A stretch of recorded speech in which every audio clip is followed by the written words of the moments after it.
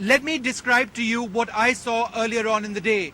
These villages, and you know, it's a pastoral setting, a beautiful setting during the daytime, but come night time, it's hell on earth. Take a look. This is the fence across which India and Pakistan have been waging their most intense cross-border duels since the ceasefire of 2003.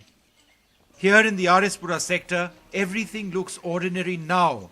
But one thing's clear, this is a lull in the storm.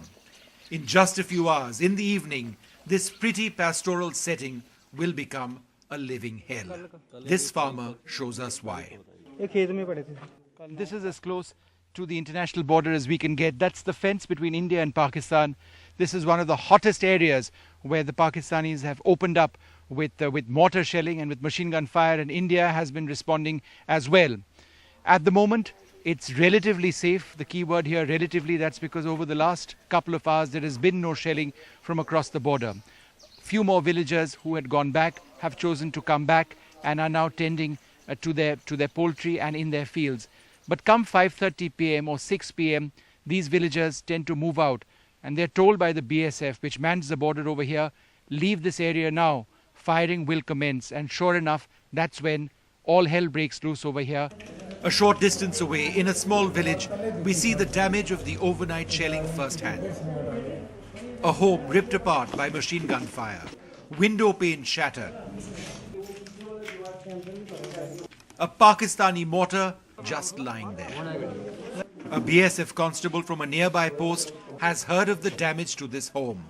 He pays a visit, but he knows all too well that in just a few hours, this place will return to becoming a war zone. But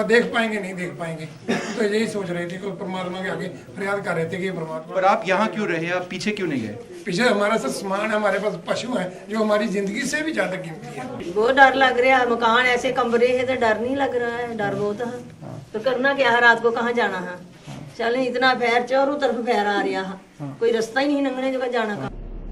A short distance away, a trolley, its metallic undercarriage pierced by fire from a Pakistani heavy machine gun.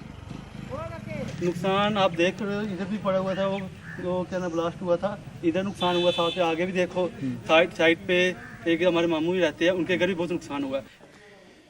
And let me give you further evidence of what comes across the border.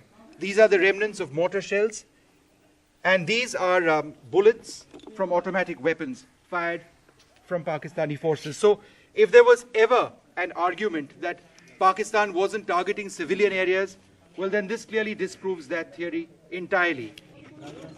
This is Arnia, 40 kilometers away from Jammu. 5 people had been killed here on Monday. This is Arnia today.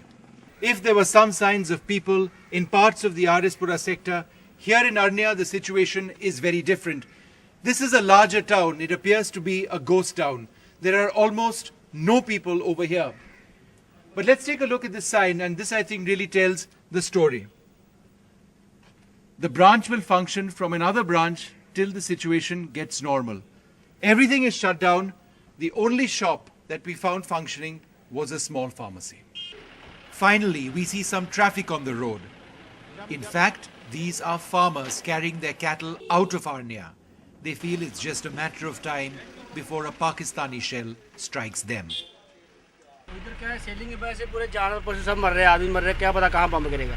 तो उसकी वजह से कम जानवर तो बच सकते हैं। Sir इधर गोली का बहुत कुछ नुकसान हुआ है इस इलाके में? सर जिसके घर 2 of the people who lived here are in hospital after a shell landed on this home.